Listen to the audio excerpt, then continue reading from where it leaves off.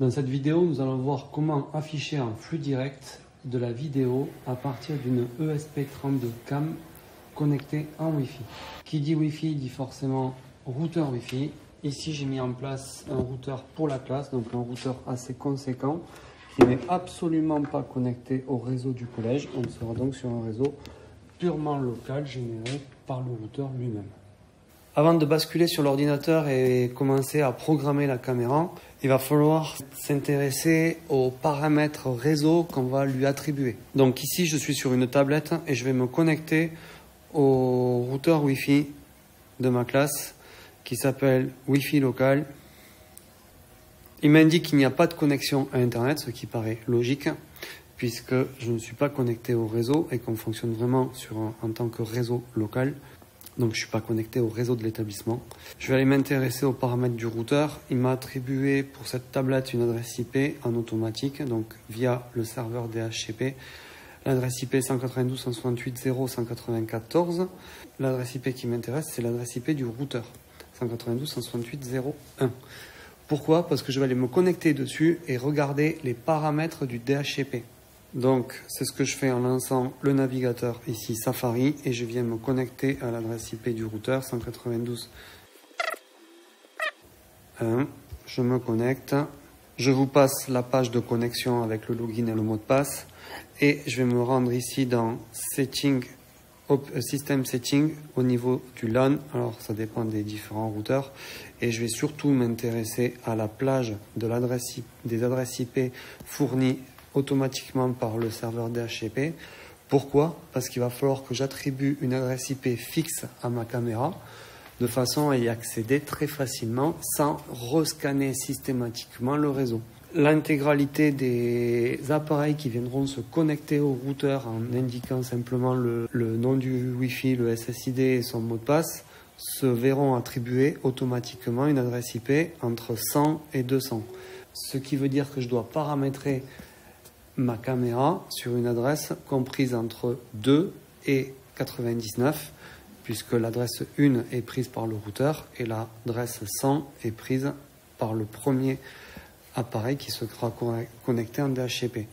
Et j'ai une autre plage disponible entre 201 et 254. Je bascule sur l'ordinateur et je me connecte à la plateforme en ligne Vitascience. Je clique ensuite sur l'onglet Programmer.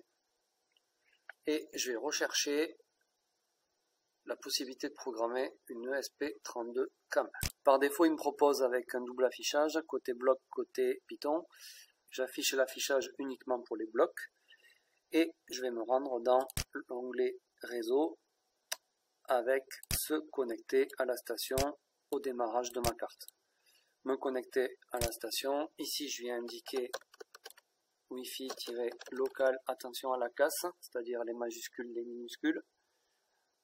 Je revérifie quand même le mot de passe 1, 2, 3, 4, 5, 6, 7, 8 pour ma part, pour ce routeur qui ne correspond absolument pas pour un usage privé, mais dans le cadre de l'activité avec les élèves, c'est parfait.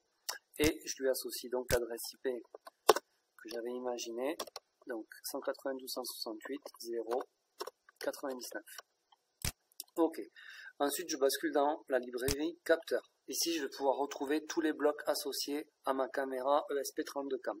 Et par défaut, dès le départ, nous allons la paramétrer en 640 x 480, c'est-à-dire la plus basse résolution.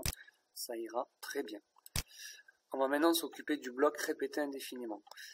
Pour ça, l'idée c'est de venir afficher continuellement une photo qui est prise par la caméra. Normalement, si vous êtes bien sur programmer ESP32 cam, il génère automatiquement dans variable, voilà, c'est pas du tout le cas, donc c'est pas le bon exemple.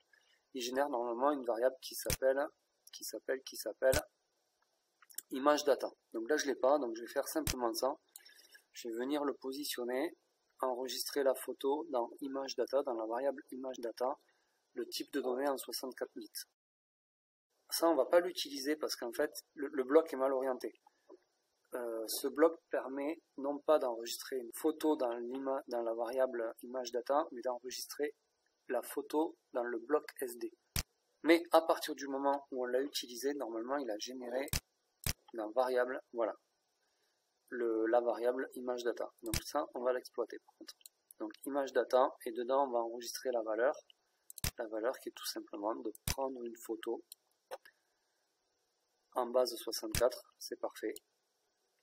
Donc la caméra prend une photo, c'est enregistré automatiquement dans image data, et maintenant on va venir l'afficher par l'intermédiaire du flux vidéo via le Wi-Fi. Donc pour ça, il va falloir positionner notre carte en serveur. Donc ça, je vais le chercher, créer une page web.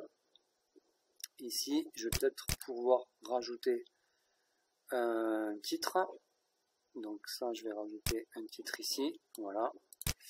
Ma caméra, par exemple.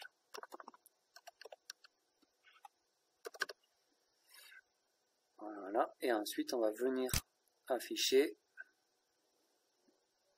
le flux d'image direct. Donc ça, c'est marqué quelque part. Afficher l'image, afficher le flux d'image. Très bien. Image data. On peut venir paramétrer la résolution de l'affichage, enfin la fenêtre d'affichage plutôt, l'iframe. On va rester cohérent, 640, c'est parfait. Et ensuite, on va venir, pour ne pas saturer le réseau, afficher par exemple toutes les secondes ou toutes les 2 secondes.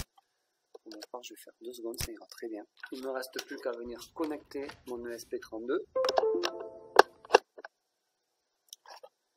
et venir le téléverser. Donc il me propose ici l'USB 2, c'est le cas.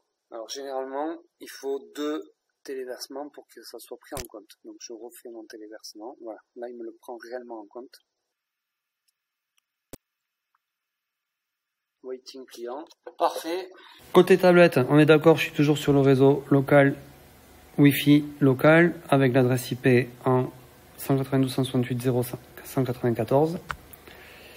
Pour vérifier que ma caméra est bien remontée sur le réseau, mais je l'ai vu au travers de l'application VitaScience, je vais aller lancer l'application Fing qui m'indique que j'ai 18 appareils connectés dessus.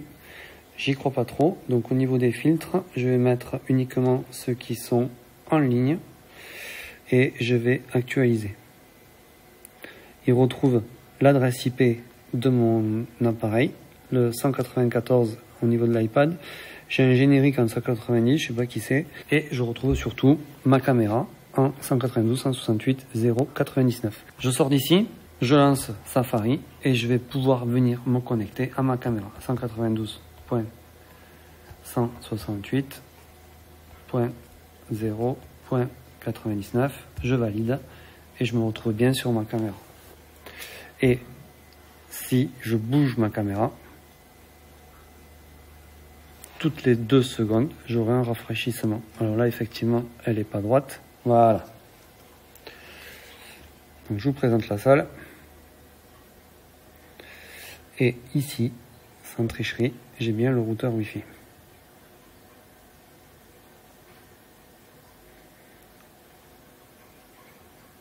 J'ai un retour d'information sur l'application en ligne de chez VitaScience.